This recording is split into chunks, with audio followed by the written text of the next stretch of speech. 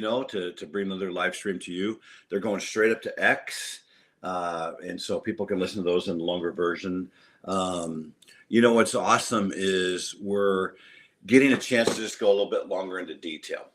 Well, today, we talk about, on Stand Tall, we do our regular podcast. We normally shoot on Saturdays if we can. We'll do some stuff on location when we're there. You've seen some of those out there. The short reels are a blast. They go on Instagram, X, TikTok. Those are fun too. We're adding those to our website, standtallwithDaveBrown.com. So, please come there and see what you're doing. We want to keep adding more written context. I'm a reader, and I like that stuff too. So some people do. We're trying to, hit where people are at. We know a lot of people are podcasting now. The live stream is something we just get to chat longer about. And some people like that stuff. So again, every day at 10 o'clock, maybe 10:02, we're going to come out and give you some stuff to consider and to talk about. And, really appreciate you taking the time. Today, though, is an amazing day. One of the greatest, harshest, freedom fighting, brutal days in the history of the world. D-Day, June 6th, 1944, Normandy, France. And I'm a history person. That's what I did my studies in. I really love history. That's why when I see us going back and trying to change history, it's like, no, we have to go back and take history, the good and the bad, and we have to learn from the good and the bad. And that's the best way to look at history. It's not to go back and change it. That's just a wrong way to approach it. World War II will go down as the largest military conflict in the history of the world until today. We haven't had anything bigger than that. There's so many complex factors that happened, but the biggest was D-Day. Operation Overlord took place on a very stormy day. The weather was brutal. It wasn't fitting in with Dwight D. Eisenhower's plans. Our former president was the Allied commander at the time. And so American, British, and Canadian forces combined on this. And the Allies were the countries were fighting against Nazi Germany, Italy, and the Empire of Japan. They were the Axis powers at the time. They all joined forces in World War II. As we know now, they were all defeated, but not before a lot of work, a lot of pain, a lot of things went into what happened. The catapult for winning the war was June 6, 1944. The average age of a soldier today that fought in D-Day would be 98 years old. So there's not very many left. If you live to be 98, you are a rare person out there. So we're almost at the end of that era where we don't have hardly anybody to really look back and who saw it, who were really there.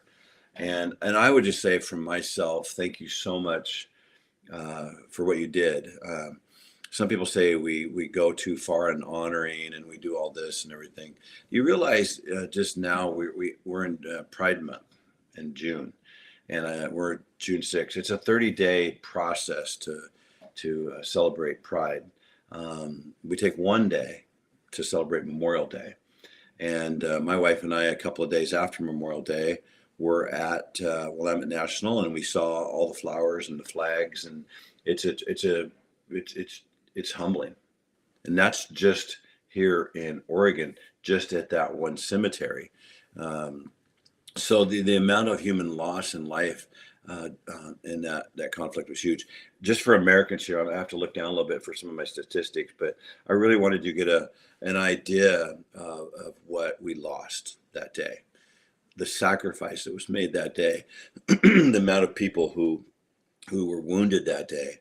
And we know that when people are wounded, it could be a small wound, it could be a life-changing wound, it could be a loss of a limb. They could go from being a super active, athletic, hardworking, go person to being in a wheelchair or on crutches for the rest of their life. It could be mental. It could have been head injuries. It could have been loss of an arm, hands, whatever happened. And that all happened on this day. And so on that day, the very first day of D-Day, 4,414 troops were killed. 2,501 of those were Americans. In all, in the ensuing battles of Normandy, France is where this all took place. There were several beaches. Beaches were named, Omaha, and different names, were designated by the Allies where they were going to land. 73,000 Allied troops were killed. 153,000 were wounded. And this battle went on for days and days and days.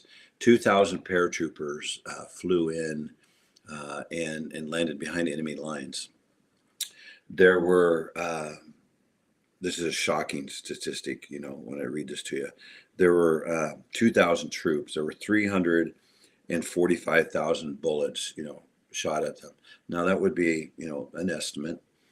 Across an area of sky covering about 9 square miles. That means the survival rate was 1 in 4. So those paratroopers knew they were flying into a blazing thing of bullets, and the chances of even getting to the ground alive. But then they had issues with weather, with wind, not landing in the right spot, landing right on top of foreign troops who just killed them instantly. This was a rough day. I'm giving you these statistics so you can kind of get an understanding of what happened on D-Day over a several day period. But the first day, it all started. 326,000 troops were landed on the beaches, mostly in the crafts that came in, and then the big door plank would come down, and they would run into a spray of bullets. Adolf Hitler put Erwin Rommel, his famous tank commander from the African parts of World War II, in charge of the Atlantic Wall. And this was to fortify all the beaches of France. France was under Germany's control. They had invaded France and occupied France. And France could no longer help in this because they were occupied. Germany controlled France. So the Atlantic Wall stretched 2,400 miles, and Erwin Rommel put in bunkers and weapons and cannons and landmines, and they put stuff out in the water, anything they could do to discourage, landings. What they didn't know was the exact location. They were about 150 miles off with their main German forces, Panzer tank things. The Germans made some key mistakes, which, again, the way I look at it is I feel like, and this is getting Bible-y on some of you guys. You might not like this, but I feel like our country has always been protected by God, by Jesus. And I feel like we had millions and millions of people across this globe praying for this war to come to an end. And I feel like we had him there. And there's a reason for all the deaths. And I can't imagine what it's like for the families who lost 1 or 2 or 3 or more family members, in this conflict. We're fighting for the very survival of freedom. And during this time of battle, the 326,000 troops that landed were supported by 50,000 vehicles. Now think about that. 50,000 vehicles, 100,000 tons of equipment, everything to support, the whole thing. For every person that goes into the front line of a battle, a paratrooper, the infantry that's in there, getting shot at right off the bat, you have a tremendous logistics and support group all the way through the military. And every one of them is as critical as the next one. The supply lines, the supply changes, the getting the fuel, the ammunition, the food, the tents, everything, medical supplies that's needed. The military has to train everybody in those things. I know because I have sons doing it this summer, and 1 through however many people they have to complete their mission, they need every one of those people in place to do that. And so those people were just as critical. The people are the mechanics on the airplanes, the tanks, the trucks, everything. The medics, the people carrying the stuff to the medics, the doctors. This is a humongous operation that happened on D-Day, and that celebration is today. So I'm going to stop for a second look over my shoulder, see the flag. My buddy Jared Grove, I'm looking for his card right here. He played tennis for me. And Jared is got Grove Custom Fabrication, and he made that. That's his. And he's a young man who's got his own business, and he's flying. And yeah, I'm giving him a shout out. And I paid for that. We're not charging him any money.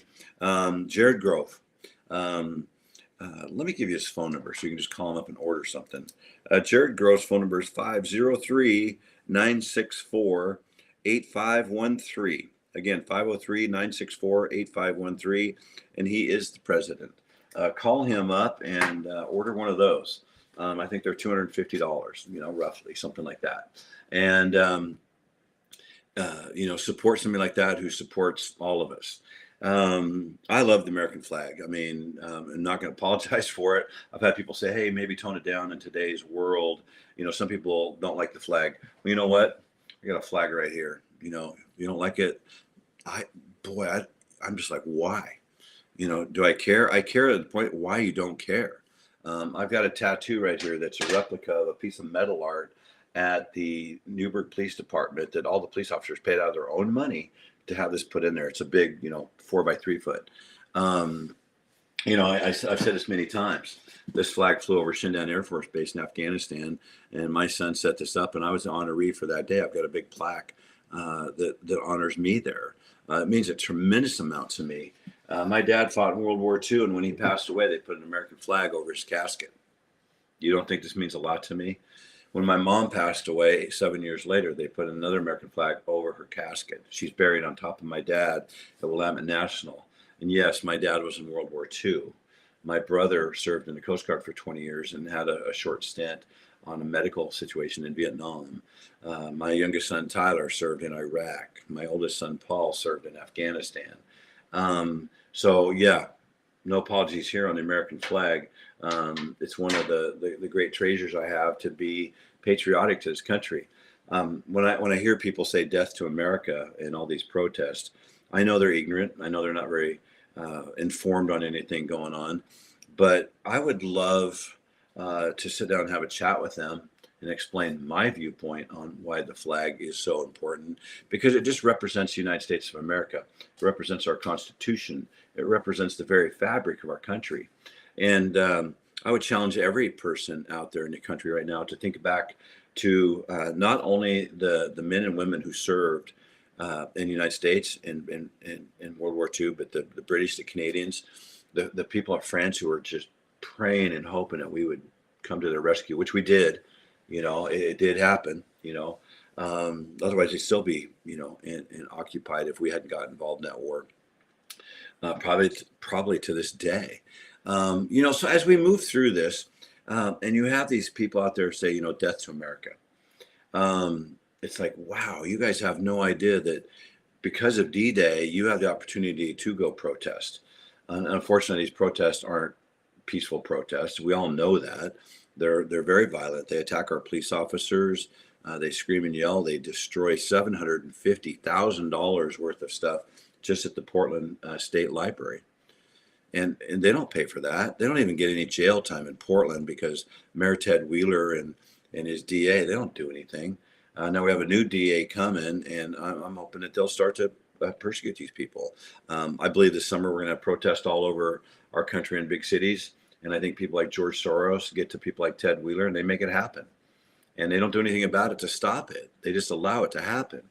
And it destroys businesses. I've talked to business owners downtown Portland, and I've heard this across the country that they're so discouraged. They just want the law to be, coming. But back to D-Day, that's why these people were fighting for this stuff. They were fighting for the very freedoms across the world that people so cherish. Go back to Germany in the 20s and 30s.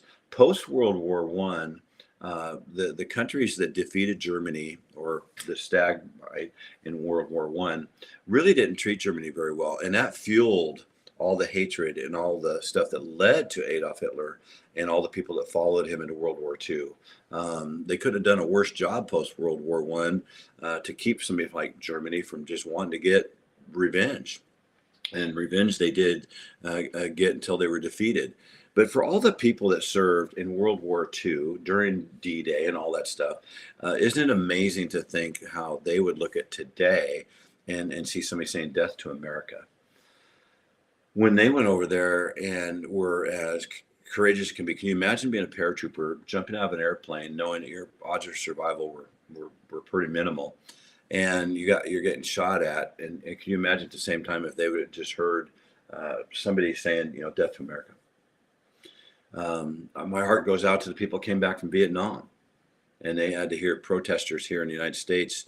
When they got to the airports and everything, they didn't come back like in World War II to a ticker tape parade. They came back to people who hated them. The press had painted this picture of the Vietnam War that made them the bad guys.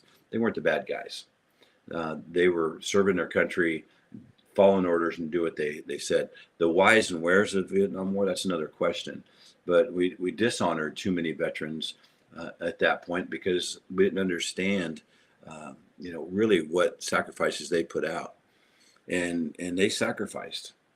And so during the time of D-Day, I would think every person who served post World War II looked at that and said, this is why I served. My dad served, my grandpa, my uncle, a relative, my brother, served, and that's why I'm serving. And the military is rough. The military doesn't do everything right. Right now, the military's been hit hard with DEI.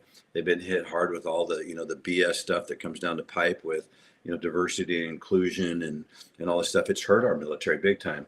This is coming from people within our military, and they're going, this is hurting our military. We're not as good as we were, and this has got to stop. And things that they're dealing with now, they weren't dealing with in World War II. And remember, here's a good lesson for you. Remember back to World War II during this period of time. They were living in the moment. They were living right there. They didn't have the luxury of social media and CNN and Fox News and ABC, NBC. They didn't have a chance to go back and look at it and go, don't do that, do this, don't do that. They were living in real time with real dangers. True story. Off of the coast of the East Coast of the United States, German U-boats were sinking merchant marine ships headed out to take supplies across the Atlantic. There were dead bodies floating up on the East Coast of the United States, Florida, Carolinas. You didn't know that. This really happened. They were causing havoc everywhere. The German U-boat would be a submarine, by the way.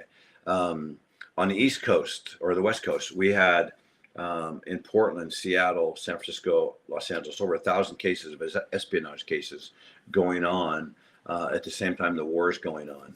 And these were times when our country didn't have all of the satellites like we do now. So they thought on the West Coast of the United States that the Empire of Japan would attack, a land invasion on the West Coast. And that was the thinking at that time. They did not have our ability to go up to a satellite and look at something and see it in real time. They were guessing and trying to figure out what was, the worst case scenario, best case scenario. And so going back to D-Day and all the ramifications this had, during the World War II timeframe, 3,500,000 German soldiers were killed and citizens. In the United States, 292,131 service people were killed. This war was not on our land, it was over there. In England, or for England, they lost 264,443. Again, the German bombing of their country was immense, and it was night after night after night. And the Blitzkrieg just kept coming. Most of their troops were lost in battle, but many on their homeland. Canada, not in their homeland, lost 37,476 with a much smaller population. Canada at that time was led by a much more patriotic leaders than Trudeau, who is in there now, who I don't think would be our friend in a war like that. So, leading into that first day, the Navy bombarded the entire Atlantic wall that Erwin Rommel and Hitler had built. They dropped 13,000 bombs. The Navy just bombed, from their ships, and it still didn't get rid of most of the German installations. That's why this was a brutal conflict. Um, you know, the Germans knew that something was coming their way. They just didn't know what. Operation Overlord happened. And the reason I'm talking about today on Stand Tall is I want to honor all those men and women, and they would be honored if our young people would stop saying "Death to America." They would be honored if you're going to protest to go to a protest and say what you have to say, especially on this Israeli-Palestine conflict, and know the facts. Know that Palestine is not a country. It's not. Israel's a country. Israel's our biggest ally in the entire Middle East. Many of the countries in the Middle East hate the United States. They say death to America. How would you think these men and women, some that are still alive at the average age of 98, would react to you saying death to America after they lost so many of their friends and people they served with? But then go to the Korean War, go to the Vietnam War, go to Iraq, go to Afghanistan, go to all the conflicts we've had since then. How do you think those service people react to that? Not well, not well at all. And you're wrong. You're wrong to say death to America. America is not perfect, never has been. The forefathers never set it up saying we're perfect. They knew that there would be changes and there would have to be. You also know in this Constitution that these guys weren't very old. Most of them, for the most part, were pretty young, like 19 to 35 years old, tremendously outgunned by the British, and somehow, by a miracle of God, won that war and founded the United States of America. And that's why, arguably, George Washington is our greatest president, because before he was president, he was a soldier and then became general, then became president, a job he didn't really want to have. He wanted to go back to his farm and just live out his life in a way, but he was the guy for the job. And I think God, put him in that place for, an incredible reason. Fast forward, through all the different presidents until we get to the 16th president, Abraham Lincoln. I think God put him in place because he was a rare man who could put up with so much pressure and tension. Now, coming out of the Civil War, you might ask, well, we still had, a lot of issues in the South. Come on, you guys. When you start looking at, all the post things that come out of World War II or the Korean War or anything, look at the Cold War with the Soviet Union. It took like 30, almost 40 years before that to get the wall came down. Things take time. Humans move slow. Things just don't happen overnight. We want them to, but they don't. History didn't have the luxury of satellites and foreseeing the stuff that like we do. And when we look back at history, we're looking at it through a pretty clear window. They didn't have a clear window. They're just kind of looking over the next hill, like what's going to happen. And so, to all the men and women, to all the support people that served under FDR, the President of the United States at the time, under Dwight D. Eisenhower, the Allied Commander in Chief, to Winston Churchill, who led the British. I'm not sure on the Canadian side, but they had their generals there too. But then all the other countries in the world were part of the Allied forces, if they weren't Japan, Italy, or Nazi Germany. We were even allies with the Soviet Union, all the way through the end of that war, Russia. And so giving you all this stuff today on D-Day, it's so important that we know our history. It's so important to honor those people. It's so important today that we reflect back and realize that we do live in a great country. And if you want to make it better and you don't like some of the stuff going on, don't bitch and complain and throw water bottles at police officers and go to school board meetings and scream at people and don't Facebook warrior the heck out of people. If you own a newspaper like in our town, don't lie. Don't just pick one side of a narrative. Don't go do that stuff. Remember that you live in the United States and we have the freedoms to do what we do, to live where we do, to travel where we want to travel because of people like that served in D-Day. And there were people before that, but we're talking about D-Day today. These people set the table for us to live the way we do, to do a live stream, to do a podcast, to play sports, to take our family on vacation. I just talked to a family who's at Mount Rushmore and Custer National Park, and they have the freedom to go do that vacation. How awesome is that for them to get to go do that?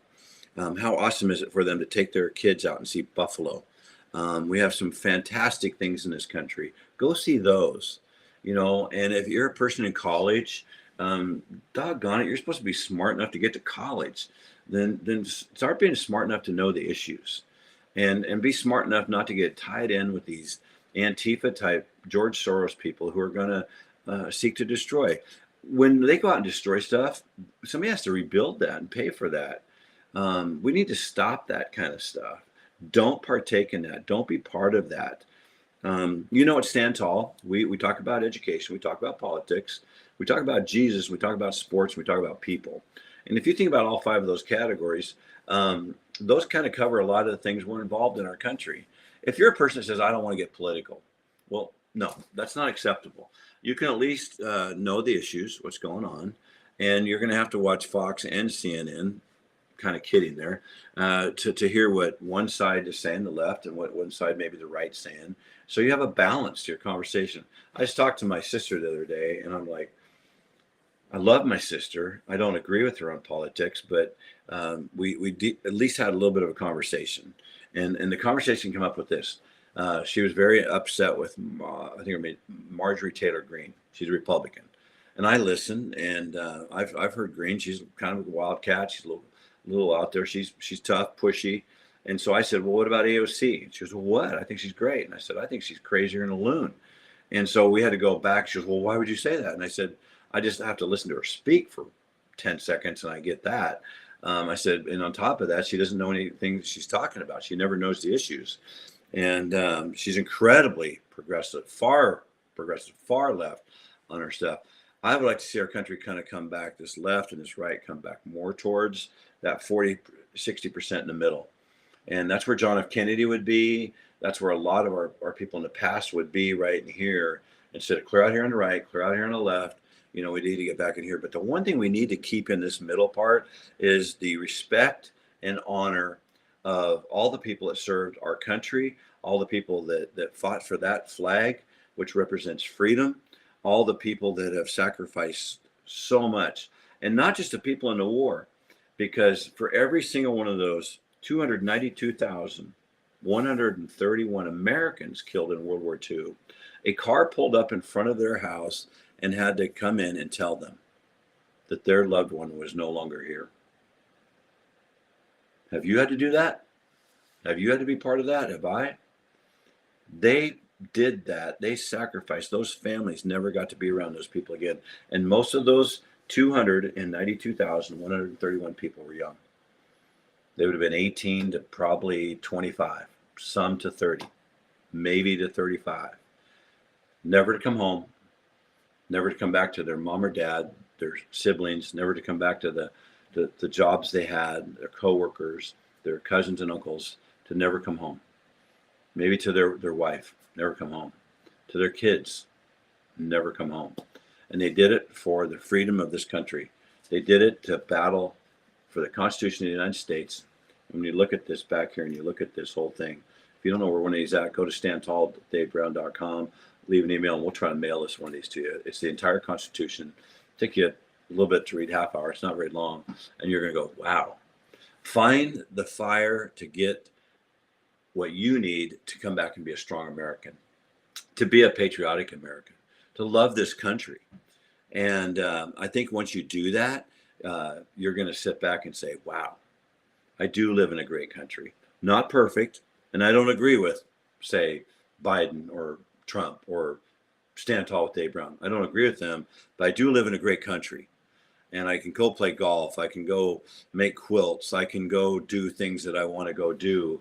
And because I have the freedoms to go do those. I can go with my friends and we can go to Vegas. I can take my family. We can go, to Disneyland. Those freedoms will go away if we don't fight for our country.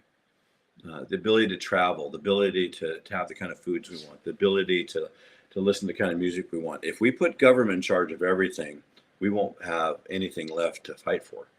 And so be careful how much we give to government. The government is what it is. It's a big bureaucratic mess, and they do the best they can with a lot.